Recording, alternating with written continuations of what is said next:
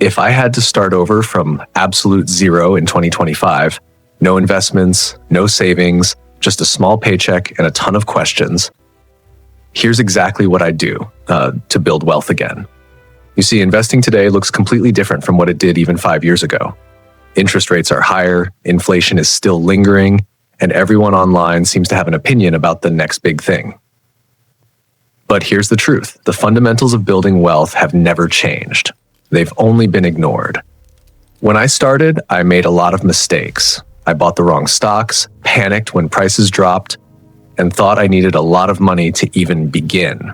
If you've ever felt that way, you're not alone. Most people wait too long because they think investing is complicated or risky. But what if I told you that with the right plan and even just $100, you can start building your financial foundation today? In this video, I'm going to walk you through step by step exactly what I'd do if I had to begin again in 2025. From setting up my first account to choosing my investments to building a strategy that actually lasts. I'll also share the mindset I wish I had when I first started and how to avoid the mistakes that cost me thousands. So whether you're starting with $100 or $10,000, this guide will show you how to invest smart, build confidence, and create a plan that works, even in today's uncertain economy. Welcome to Mindset for Wealth, where we make money simple and investing possible for everyone. If you find this helpful, make sure to subscribe, hit that notification bell, and let's get started on building your financial future, step by step. Mindset and preparation before investing. Before you even buy your first stock or open an investing app, you need to get one thing absolutely clear. Investing is not about getting rich overnight. It's about building wealth slowly, intentionally, and consistently. And the truth is, most beginners fail before they even start. Not because they don't know how to invest, but because they don't have the right mindset going in.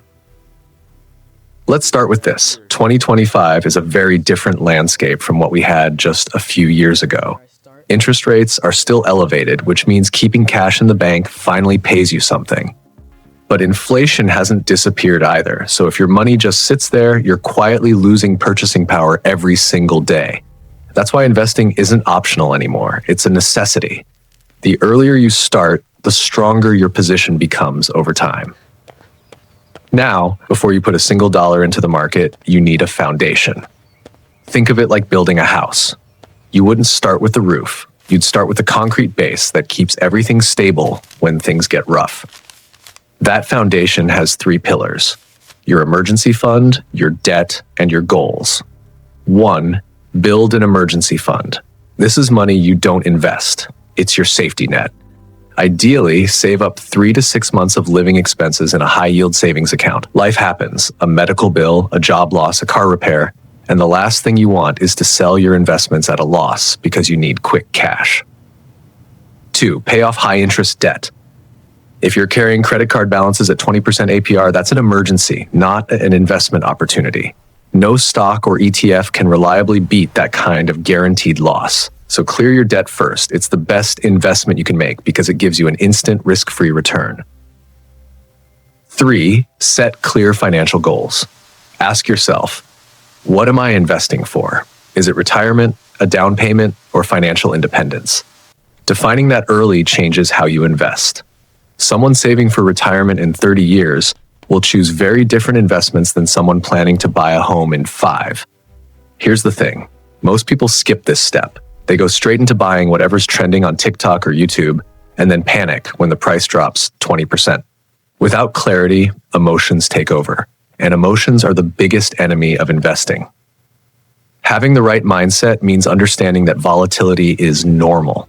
The market will go up, it will go down, and your goal is to stay consistent. You're not timing the market, you're spending time in the market. When I first started investing, I didn't understand that. I checked my portfolio every few hours, celebrated when it went up, and freaked out when it went down. The truth is, that behavior cost me money. If I had just left it alone, trusted the process, and kept investing regularly, my results would have been much better. So if I were starting from zero today, I'd build that foundation first. I'd save a few months of expenses, pay off high-interest debt, and write down exactly what I want my money to do for me in the next 5, 10, and 20 years. Once you have that clarity, every decision becomes easier. Which account to open, how much to invest, and what to buy. Remember, investing doesn't start with numbers. It starts with discipline. You don't need a lot of money to start. You need the mindset to stay consistent. And once that mindset is in place, the rest becomes surprisingly simple. Building the plan, step-by-step investment strategy. Now that we've built the foundation, mindset, emergency fund, and clear goals, it's time to start building your actual investment plan. This is where most beginners either get overwhelmed or give up entirely. So let me break it down into the simplest, most actionable steps possible. If I were starting from zero in 2025, here's exactly what I would do, step by step. Step 1, open the right investment account. Your first decision isn't what to buy, it's where to buy it. In the US, you have two main types of accounts. Tax-advantaged accounts, like a Roth IRA, traditional IRA, or your employer's 401k. These accounts give you powerful tax benefits and should always be your first priority. Taxable brokerage accounts. These are flexible, great for investing extra money once you've maxed out your retirement options. If you're just starting, a Roth IRA is a fantastic place to begin. You contribute after-tax dollars, and everything you earn grows tax-free forever. It's one of the best wealth-building tools available. If you've already got that, or you want more flexibility, open a brokerage account. The process is simple. Platforms like Fidelity, Charles Schwab, or Vanguard are beginner-friendly and low-cost. Avoid apps that gamify investing or push risky trades. You want stability, not flashing confetti every time you buy a stock. Step 2. Choose simple, diversified investments. Here's a mistake most beginners make. They try to pick individual stocks right away. Don't do that. Even professionals rarely beat the market consistently. Instead, focus on index funds or ETFs, exchange-traded funds. They're diversified by design, meaning you own small pieces of hundreds of companies in one investment.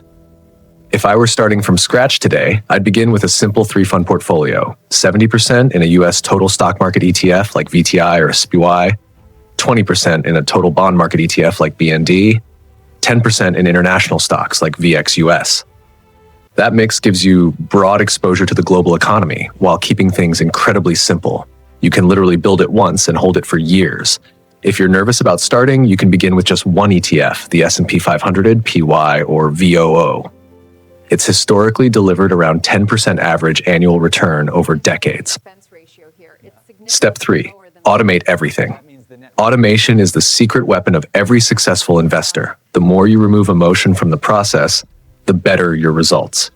Set up an automatic transfer from your checking account into your investment account every month, even if it's just $100. This is called dollar cost averaging, DCA, and it works because it forces you to invest consistently, regardless of what the market's doing. When the market drops, your $100 buys more shares. When it rises, you buy fewer. But the point is, you never stop investing. Over time, that consistency beats any attempt to time the market. Step 4, understand compounding. Compounding is the reason small investors can become wealthy over time. It's not about earning high returns. It's about earning steady returns and letting them snowball. Let's do some quick math. If you invest $100 per month into an S&P 500 index fund with an average return of 8% a year after 10 years, you'll have about $18,000. After 20 years, nearly $60,000. Now, if you increase that to $300 per month, the same timeline gives you over $180,000, all from staying consistent. You're not just investing money, you're investing time. Every dollar you invest early has decades to grow. Step 5, keep costs low.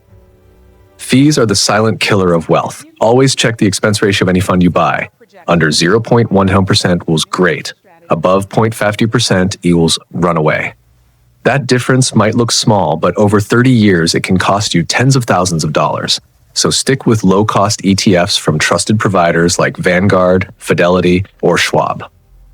Step 6, stay consistent and review annually. Once you've set everything up, don't overthink it. Check your portfolio maybe once every few months, not every day. Watching the market daily is like watching grass grow. Nothing happens and you'll drive yourself crazy. Instead, review your plan once a year. Rebalance if necessary, meaning if your 70-20-10 mix becomes 80-15-5, sell a bit of what's grown too much and buy what's fallen behind. That keeps your risk balanced. Step 7, keep learning and protect yourself. Knowledge compounds too. Read, watch credible creators, learn the basics of personal finance, but also protect your wealth. Have insurance, diversify your income, and never invest money you can't afford to leave untouched for at least 5 years. If I had to start from zero in 2025, this is exactly what I'd do. No hype, no chasing the next hot stock. Just a consistent, disciplined plan that anyone can follow.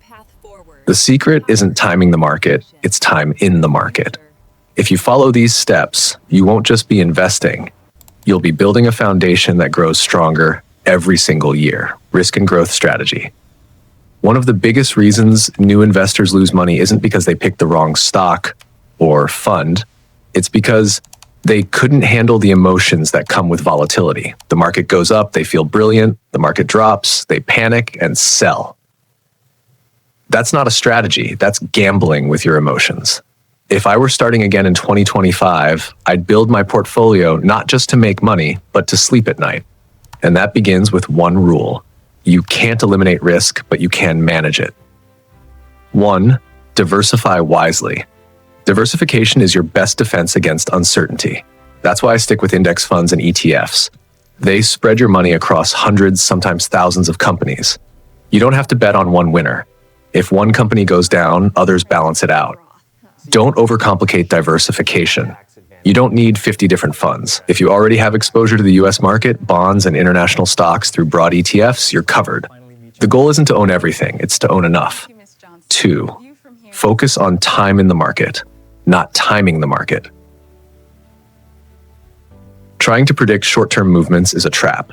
Even professionals fail at it. The truth is, no one knows where the market will be next month. What we do know is that over long periods, 10, 20, 30 years, it tends to rise. That's why I use dollar cost averaging, DCA, and stay consistent through both bull and bear markets. When prices drop, I see it as buying stocks on sale.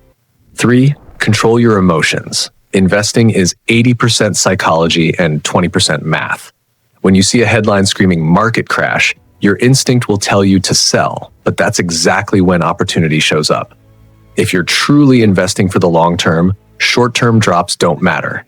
In fact, they're your friend. History shows every major downturn eventually recovers, and the people who stay invested are the ones who come out ahead. Here's what I do. I automate my investments so I don't have to make emotional decisions. I check my accounts rarely, maybe once a month. I don't react to daily news, and I remind myself that volatility isn't risk, it's just noise. 4, reinvest your dividends. This is a small habit that makes a massive difference. Many ETFs and funds pay dividends. Instead of taking that money out, reinvest it automatically. Over decades, reinvested dividends can account for more than 40% of your total returns. 5, stay adaptable, but patient. The world in 2025 is changing fast. AI, green energy, rising interest rates. But that doesn't mean you have to chase every new trend. Stick with your core investments, and if you want to explore something new, limit it to a small, fun portion of your portfolio. Maybe 5 to 10%. That way, even if it goes wrong, your long-term plan stays intact. The secret to growth is consistency. You don't need perfect timing or secret stock tips or luck. You just need time, patience, and the discipline to stick with your plan when everyone else is losing theirs. If you can do that, you'll not only grow your money, you'll grow your confidence. And that's the kind of wealth no one can take away from you. Personal insight and motivation. If I could go back 10 years and talk to my younger self, I'd tell him one simple truth. Start now, even if it's small. Back then, I thought investing was something you did when you were rich, that you had to wait until you had extra money. But waiting was the most expensive mistake I ever made. Every month I delayed was a month I lost to compound growth. If I had started with just $100 a month back then, by now that money would have quietly grown into tens of thousands of dollars, all without doing anything fancy. Not because I picked the perfect stock, but because I gave my money time to work. And that's the message I want to leave you with. You don't need to be a financial expert or have thousands in the bank to begin investing. You just need to start today with whatever you have. The hardest part isn't learning what to invest in. It's taking the first step and trusting yourself to stay consistent. 10 years from now, you'll either wish you started today or you'll thank yourself that you did. So make the choice that your future self will be proud of. Open that account. Set that goal. Make that first investment. Your future wealth doesn't begin with money. It begins with a decision. So to wrap this up, here's the roadmap if you're starting from zero in 2025. First, build your foundation. Save that emergency fund, pay off your high-interest debt, and get clear about your goals. Next, open your first account and invest in low-cost index funds or ETFs. Keep it simple, automate your deposits, and let time do the heavy lifting. And finally, manage your emotions. Stay consistent when the market drops, reinvest your dividends, and remember that patience beats panic every single time. If you can do just those three things, you'll already be ahead of 90% of people who never start. Thank you so much for watching. I hope this video gave you the clarity and confidence to take that first step toward financial independence. If you found value here, make sure to like this video, subscribe to Mindset for Wealth, and turn on notifications so you don't miss the next episode in this investing series. And if you want to go even deeper, check out the next video right here, where we'll break down how to build your first $10,000 investment portfolio from scratch. I'm your name, and this is Mindset for Wealth, where we help you think smarter, grow faster, and build the life you deserve.